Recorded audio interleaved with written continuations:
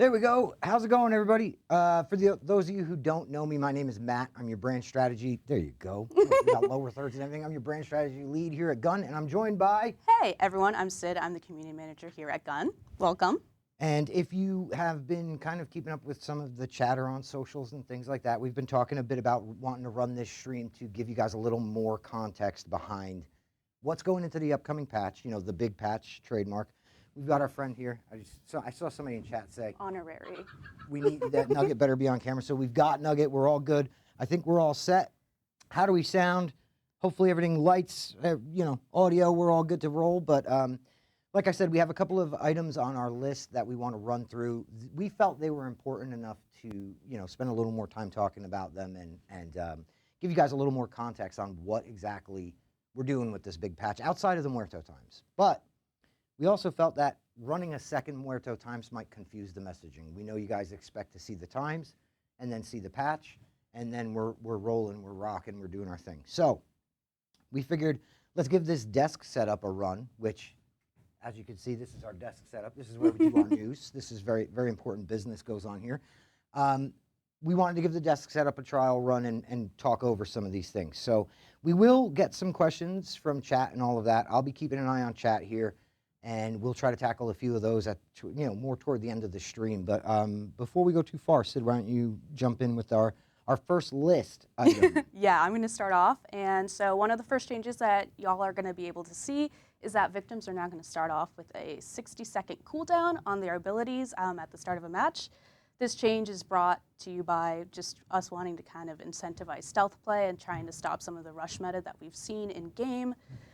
Yeah, I would say that one of the coolest things about this change, though, also is the basement gameplay is going to see a lot of differences after this patch goes live.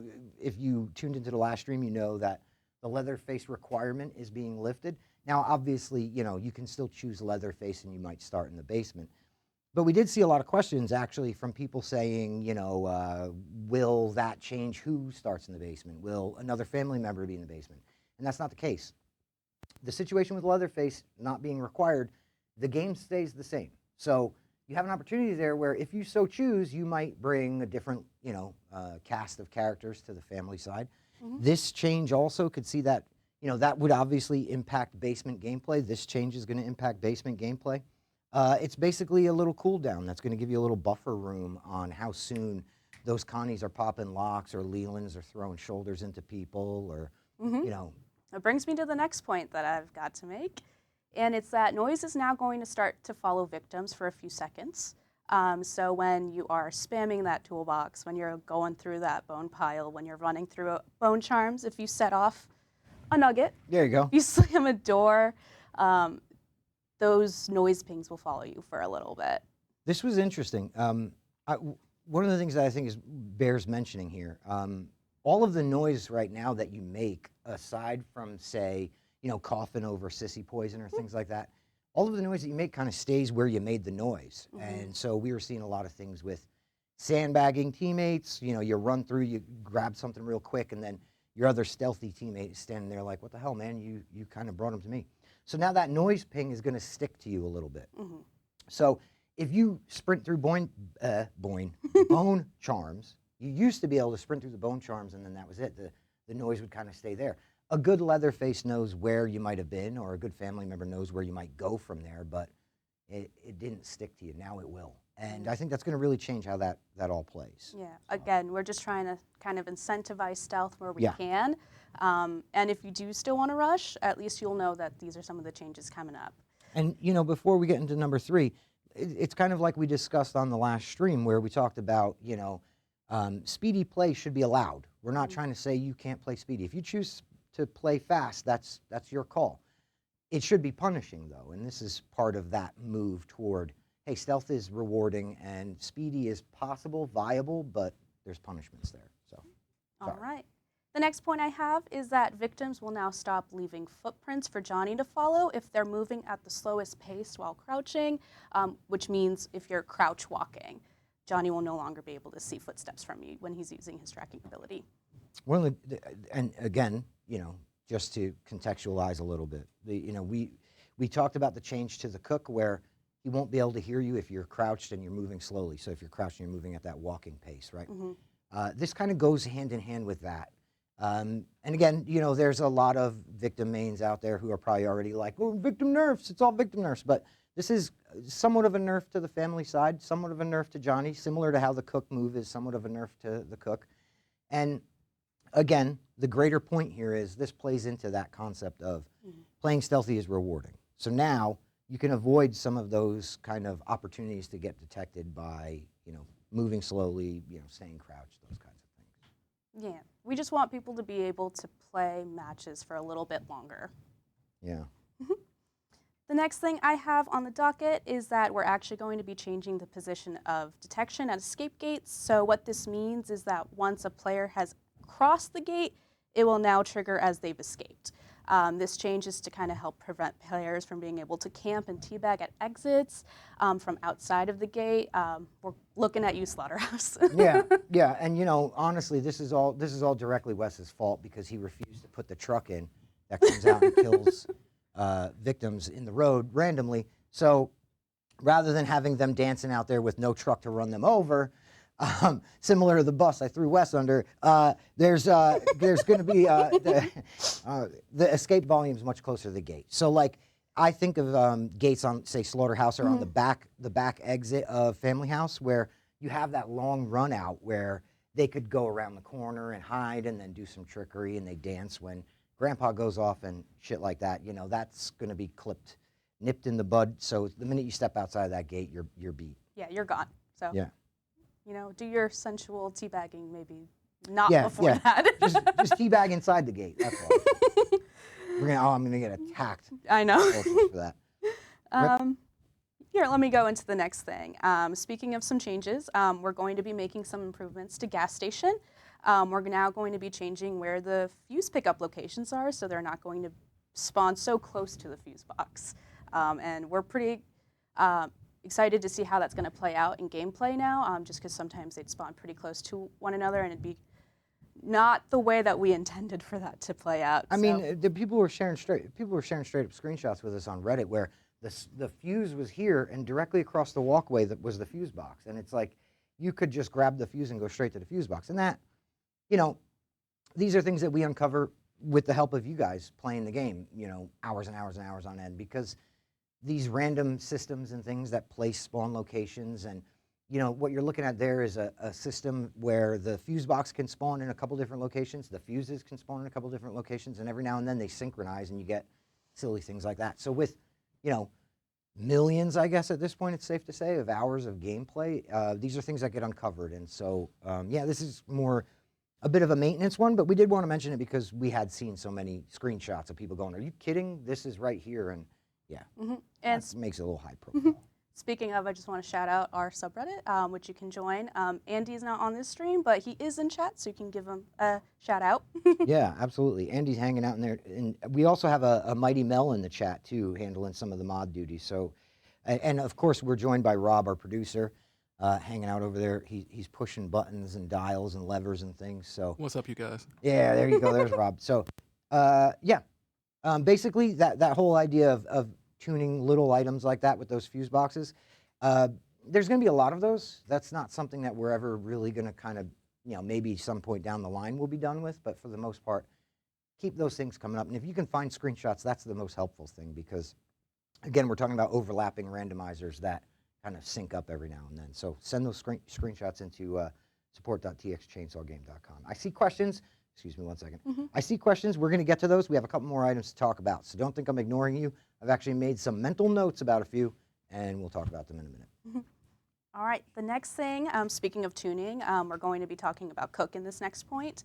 We're changing how his ability charge ticks down. So now the way that it's going to work is that it's going to tick down correctly while being actively used as opposed to just honing in and focusing in on a victim.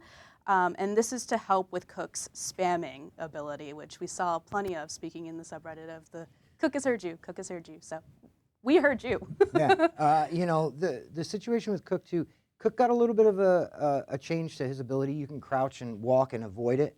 But also there were a lot of people that kind of realized that if you pick up the sound ping and tell the direction, his ability doesn't start ticking away yet.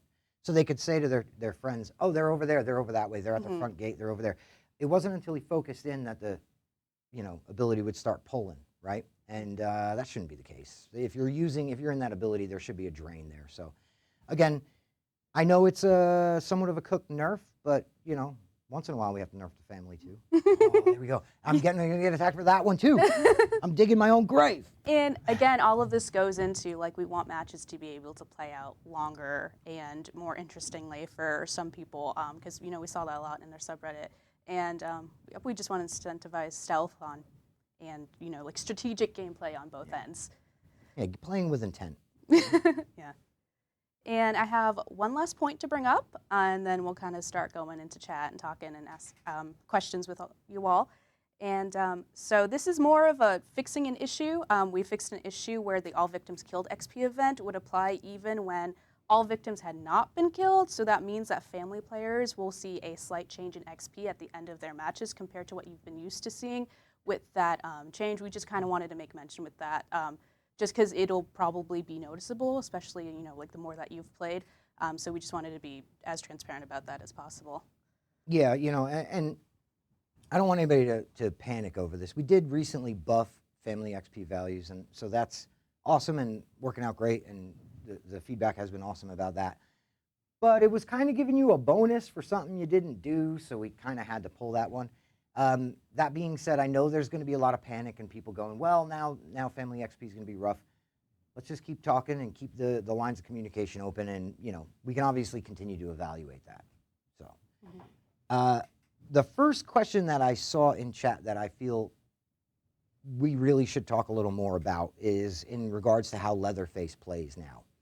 A lot of you are upset, worried, kind of concerned maybe about the Leatherface requirement.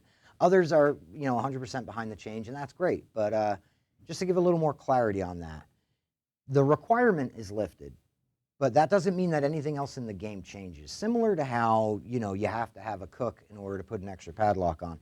You have to have a hitchhiker for traps. If you choose not to run a Leatherface, the game is going to look the same as it did previously. That's the risk you're running by choosing not to run a Leatherface. Now, team composition, I know there's a lot of, I don't want to say high-level players, but players who have sunk a lot of time into their different family members outside of Leatherface. They are 100% confident running in there with Hitchhiker, Sissy, and Cook, maybe. There's going to be other squads that need a Leatherface in order to make it happen, but part of this is it leaves a lot more to the team, the players, to choose what synergies they want to aim for, and I think that we made a mistake by talking a little too much about, oh, you're going to miss Leatherface. You are. I think you are going to miss Leatherface. But I also think that there's a lot of synergies that you're going to be able to see now that maybe weren't possible before. Yeah, it's going to be really interesting to see how matches play out now. It's going to be interesting to kind of be able to see in real time how the community and you all feel about being able to play these different matches and different runs with different teams. As always, you can always talk to us in our subreddit. We see it, we listen to feedback, and we're going to be tuning along as we always say we will and do. Yeah, nothing's ever permanent, too. Live games are fun like that. We can tinker, we can tune. But, the situation with Leatherface, so just to say it plainly, because I know some people are going to go, but you didn't really answer me. To say it plainly, barricades are still going to be there. You will get looped on barricades, possibly. Victims are trying not to die. That's going to happen. You're going to have to figure out ways around those barricades, like Hitchhiker Sissy. They can move through gaps and crawl spaces and things like that. But yeah, barricades are staying, and if you don't bring Leatherface, you might miss him. Another question I had seen was about Bomb Squad and perks in general. I saw a couple other questions about perks in general. I just wanted to touch on that because there are going to be changes coming to perks. We have plans to tune up a lot of our perks in game, but we're kind of putting that all together into one perk-focused patch. It's a lot of P words, so I hope that the windscreen on my mic is holding out. We want to put together a perk patch where we're going to go through and look at, a variety of either best in slot perks and evaluate those for potential changes. Some of the underutilized ones, are there perks that we need to, consider removing and replacing? Are there ones that we just need to rework? And so there's been a lot of great feedback on Reddit, socials everywhere. Everywhere that you guys talk to us, there's been a lot of great feedback on which perks you enjoy, which ones you think are a little OP or a little underpowered, and which ones you feel are just flat out useless. We're taking all of that in. We're going to evaluate and put that together. But similar to how we told you guys, we're working on the big patch. We're working on a perk patch. That's not something that can really be, snuck in here and there, a line or two, because then it ends up feeling, it needs to be all encompassing, and it needs to be across the board, touch all the perks, rework some metagame things, and get that figured out. So yeah, Black Girl Victim when? Honestly, we answered this in our last stream. Really what it comes down to is the characters that we have they're designed, and as long as they fit and make sense in the design, they go into the game. We don't really add characters off of like some checklist that we need to do, but we have a lot of cool things coming for characters. Speaking of, we have Nancy and Danny coming to the game. Which, Hype. We wanted to get the word out. We also have a new map coming. I think some of you guys picked that up. You saw a field of sunflowers, and I feel like you guys figured out what that meant. I'm shocked that I'm not hearing a whole lot of questions about them, which I think is interesting. Oh, new map. Oh, yeah, like chat's going off. Yeah, any update on the skill tree? Yeah, what particularly are you looking to hear about the skill tree? Because as I said just a moment ago, we're going to be evaluating perks and things like that, trying to make sure that those separate branches within the skill tree, there's loadouts in there outside of just the one best in slot. So what I think we need to focus on most is making sure that there's a lot more viability in more than just a few perks in each loadout tree. But as far as that concept, I'm sorry, I'm rambling. We have talked a lot about people saying, let me have a loadout for each different branch of the skill tree. And I put together an answer. I think Andy shared it with you guys on Reddit, if I'm not mistaken. Yeah, if you go through and filter through our developer responses, you'll be able to see that. Any of our long form conversations, if you want to go a little bit more in depth, that's like the best way to reach us. Even across our other socials, that's going to be the best way for us to be able to directly see exactly like any of your qualms, your feedback, and be able to kind of engage in like what we're kind of looking at and working on and stuff like that. As Matt said, we've got a lot of stuff on the docket, and looking at perks is one of them, and we're going to be honed in and focused on that in particular. Yeah, and the nice thing about those developer responses is it's real easy to just see what we've kind of touched on. Skill trees being one of them. The concept of having a different loadout to each different skill tree, you'll notice that there's perks in each skill tree that you have to commit to. Just saying it plainly, you have to commit. I saw actually a really great comment on Reddit from somebody mentioning Bomb Squad. So if you go down the route to get Bomb Squad to face off, you want to be able to combat hitchhiker traps. Being able to go, oh, there's no hitchhiker in here, so now undo all that and just throw on a different loadout. Those commitments to branches in the tree, in my mind, are kind of important. And so we're going to try and make sure that there's more in each branch to motivate builds. But here's a question. I'm assuming it's specifically for Sid. Oh. Favorite Lana album? Oh. Yes, it's okay. I've got my LDR jacket on. That's a hard question. Born to Die is great, and Norman fucking Rockwell. Yeah, there you go. That's the name of the album. Probably my two favorite Lana albums, but I like everything by her. So thanks for asking. Yeah. Well, yeah, I saw it come through, and I was like, oh, we got to get that one. What about Russian language? I see that's confirmed coming. Sid, if you want to talk on that a bit. I think when can we expect to see that? I believe we've cleared that up. I think it's very soon. We're going to have some news on that. Maybe not this patch, but maybe I think it's Quality of Life 2. Yeah. I'm sorry, I didn't mean to put you on the spot. No, you're okay. I just didn't want to say the wrong thing. Yeah. I believe it's going to be in our next upcoming patch. We've heard a lot of feedback on Russian and, can I say the other one? Yeah. I'm really excited about this one. Portuguese. Yeah. It's in Portuguese. For Quality of Life 2. We're really excited to be able to share something like that with you all. We saw a lot of people asking for that, so it feels cool we're doing it. Yeah, like we said, that's not necessarily this upcoming patch, but the patch after. And again, you'll hear from us. We've got patch notes coming together. If you've seen the Muerto Times, you've seen that there's over 250 fixes in this. So these patch notes are going to be a doozy. We're going to be putting those together and getting those published probably a little closer to the patch date, which is another cool thing we can talk about. We have a date for the patch. I'm going to let Sid give this good news. November 28th. Yeah.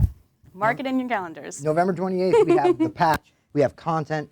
We have all kinds of fun stuff. We also have our patch notes coming just before the 28th. We'll be sharing, basically the full list of 250 fixes. And like I said, that's kind of a doozy. It's going to take a little doing. Another important date to get out of the way, we will be out of office next week for the Thanksgiving holiday. So if our comms are a little more spotty, understand that we're taking a little break, be with our families, spend some Thanksgiving time. That being said, though, we will be coming back in and have quite a bit of work in order to get those 250 fixes listed for you. How long will it take for us to update this patch? I'm not sure if you're asking about the patch size, but it's probably going to be a pretty big one. Shirtless Johnny release date, please. Ooh. I don't think we can confirm a Shirtless Johnny release date, but it's coming. Yeah, so it's coming. It's promised. Be on the lookout. At least there's that, yeah. Matt, I would love to use Nicotero chainsaw on my pretty woman skin. I see what you're saying, being able to swap the chainsaw. Here's the thing with something like that. Nicotero being kind of a premium skin, we built him, top down to be, be a little unique, be a little more kind of individual. And so we wanted to kind of keep that skin unique to Nicotero Leatherface. Usually when you put a skin of that kind of tier out, you want to keep that stuff in one column. The reason the execution is universal, though, is because we knew that, those are the kind of things that they're more about the personality of the character than they are about the skin. But we hear your feedback on Nicotero Leatherface chainsaw. If there's any change to that, the best thing to do is talk to us. But, remember, we're talking about video games here, and so let's keep the mood light and civil. But come at us and let us know, and we can certainly report on that. Can you give us more details on Danny, Nancy? I've seen that a few times. Thanks for the new merchandise. Really, Danny and Nancy, what we can say, Danny and Nancy are going to be all new characters with... Lost your mic. Oh, my mic is lost. Oh, did we lose? I'm back. Back. My bad. A little bit of a mic problem. Again, we're running a new setup. We're going to get back to Danny and Nancy in a minute. We're running a new setup, and so there might be some things like that. So apologies, my mic cutting out. But so, Danny, Nancy, yeah, we can't really share too much at this time. What we do want to say, though, is they come with their own skill trees, which means their own kind of allotment of perks that go in there, some uniques and things like that. They come with their own new abilities. They're completely different abilities. And yeah, you're going to hear more about them in the coming days. So I got to get a little bit of good news to you guys. We have a much bigger detailed look at them coming very soon. So keep an eye out. Keep an eye out. All the usual places, socials, our community hub, that kind of thing. At TX Chain Saw Game. Everywhere. Yeah, Rob, can we run the lower third? Because, yeah, why not? Rob might be in a little bit of a mess. There you go. At TX Chain Saw Game everywhere. So when we say keep talking to us, that's what we mean. How did Johnny get his face scar? He got his face scar in Pflugerville. Fighting with some folks. He was out doing Johnny things. And somebody kind of got the jump on him. The lore behind that, I believe, is on the hub also. So you know what? I'm not going to even spoil it. Go to the hub. Yeah, it's called The Lore of Texas. I wrote it, so you should read it. Yeah, props. Scout Johnny fix, he's still frustrating as victim. We get that he's frustrating, but part of that movement that you're seeing with Johnny is kind of designed into his character. So while we're obviously always looking to hear feedback and potentially tune something like that, it's at this point we're confident in saying that Johnny is not in a place where he's broken. I feel like that's an important distinction for the community.